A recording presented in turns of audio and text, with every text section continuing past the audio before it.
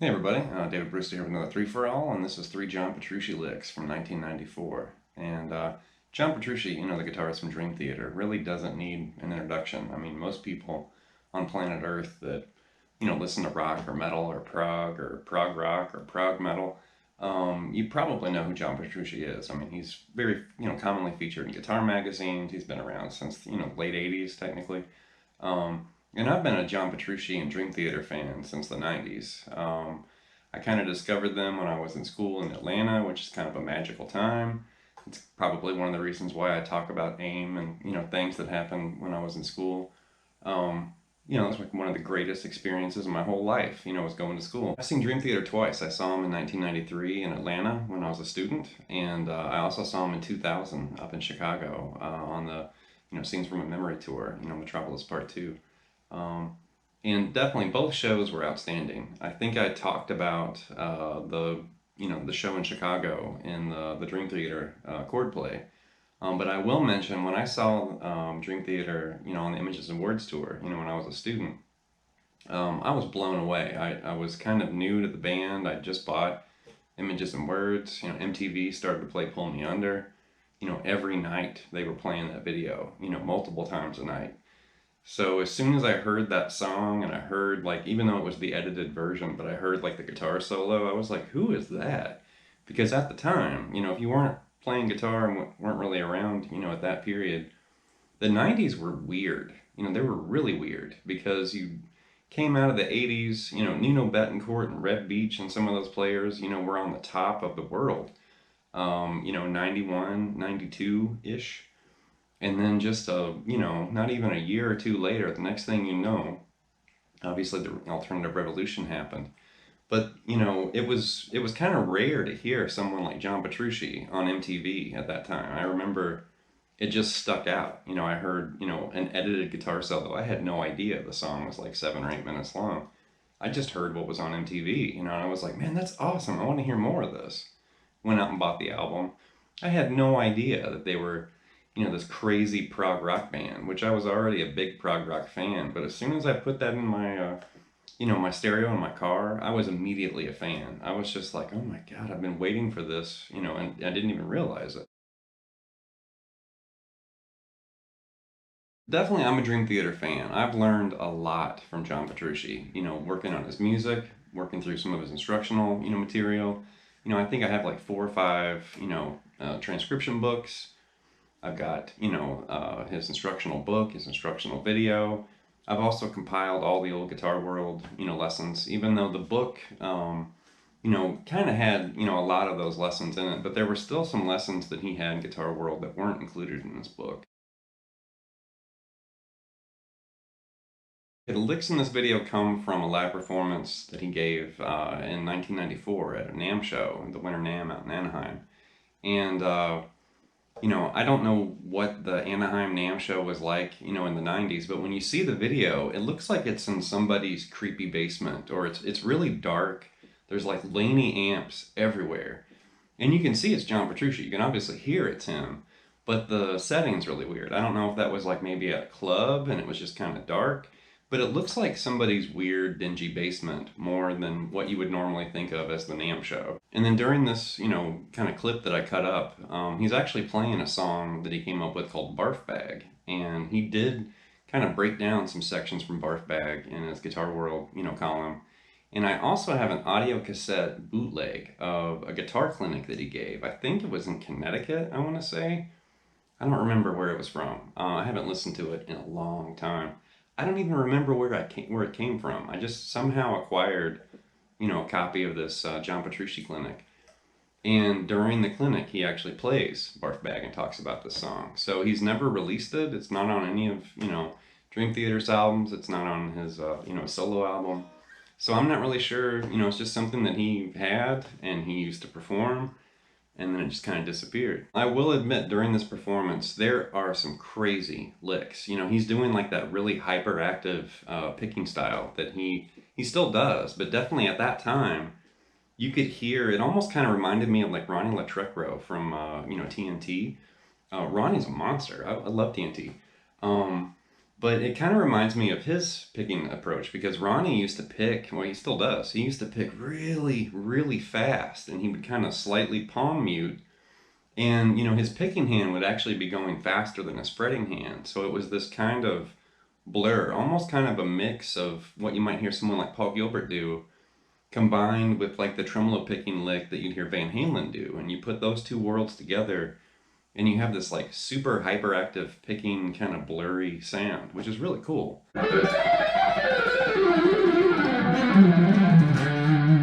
Another thing that's interesting here is each lick is in a different key, because Barf Bag kind of moves around. It's loosely based around like C, and kind of a Hendrixy C. But you'll hear it move like, it moves to like E flat minor. It does kind of hint with like C sharp minor for a minute. D, it kind of moves around a lot. So, we're going to hit, some different tonalities as this unfolds. All right, the first lick's in C sharp minor, and he's actually, kind of a half step higher than the root. So there's this suspenseful kind of raise, and that's going to kind of go back down to C. And he does this really cool string skipping lick. It sounds like this. And there he's basically...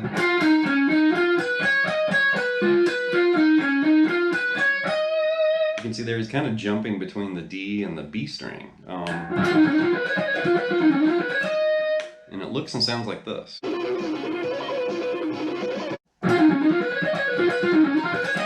You can hear it's a very hyperactive, it's a fast lick too. And also the way he's sequenced the notes and that pattern's really unusual, because he's really kind of playing with the string skip. And like right there, he grabs that F and then goes back to the B, which is really weird. And the lick kind of stops right there because he continues on into something else after that. Really cool lick though.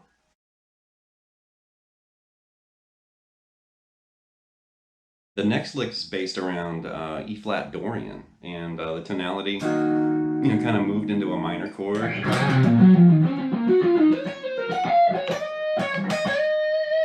And he's doing this really cool, he's ascending through the scale, but he's descending, within each pattern. So it's...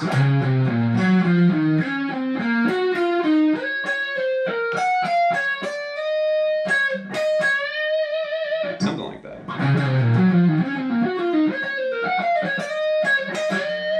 So it looks and sounds like this.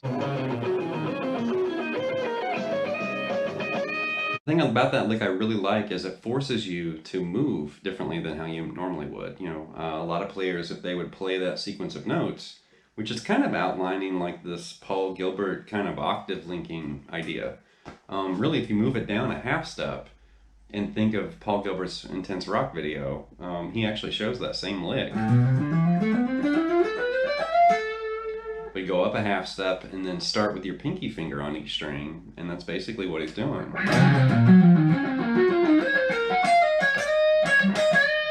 But he adds this little, I don't know if it was intentional, but he double picks the C sharp, and then he does this kind of jazzy slide into that E flat. I really like that lick.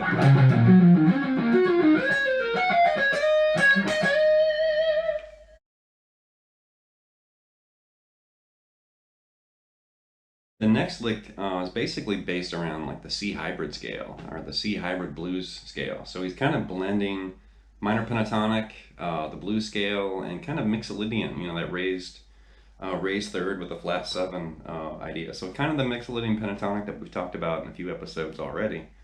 But he's basically blurring between this and this and this. So you kind of stir all that up and you kind of have a hybrid blues scale. So it sounds and looks like this.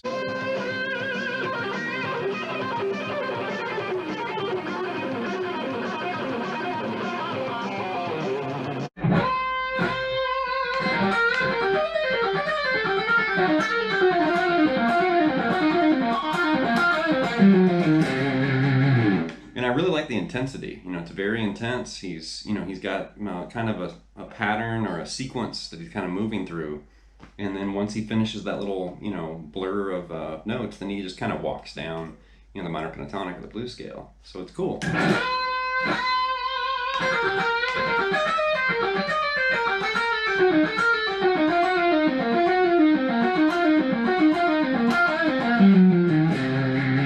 Really cool lick.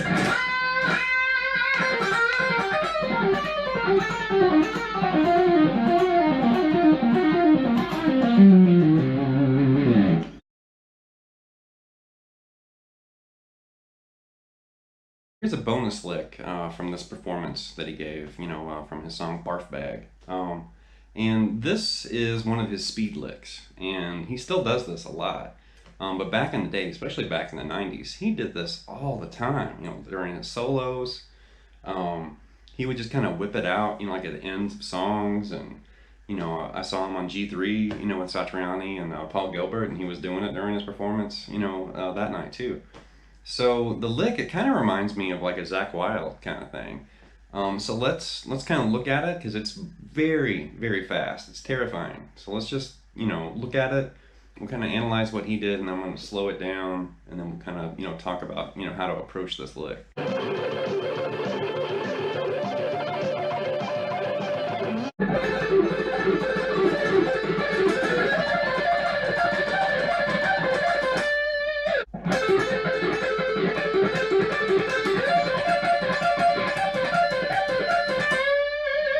Now that's a crazy lick, and of course my playing style and John's is a little different.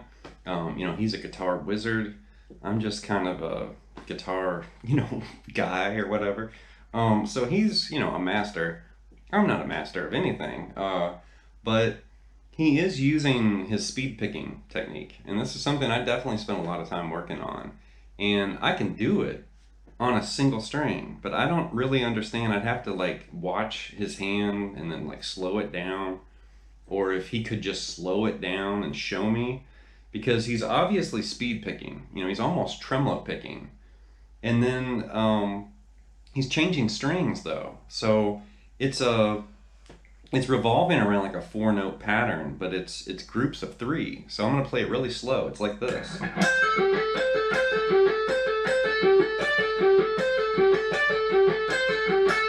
And that's the first part. Then he moves up basically to the next position. He, you know, if you think of D minor pentatonic, he's kind of sneaking into another position, but using the same fingering.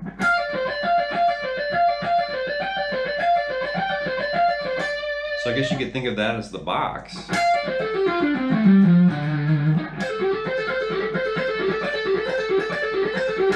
If you want to think of that as shape 1, then he basically moves to shape 3 and does the exact same thing.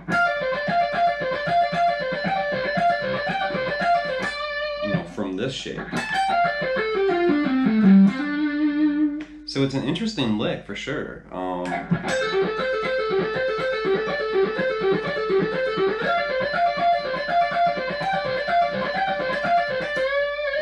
So one more time, really slow.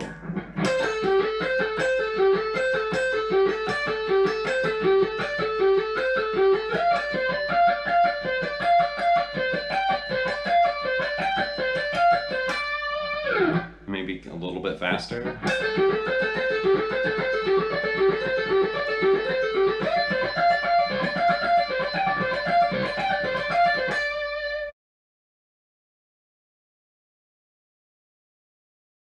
It's going to wrap up this look at 3 licks from John Petrucci, and good luck with these examples and these ideas, because they're very advanced. You know, John Petrucci is not, you know, easy to play. All right, my job here is done. So leave some feedback and some comments, and please subscribe to Late Night Lessons, and I'll be back with some more lessons and material and content very soon.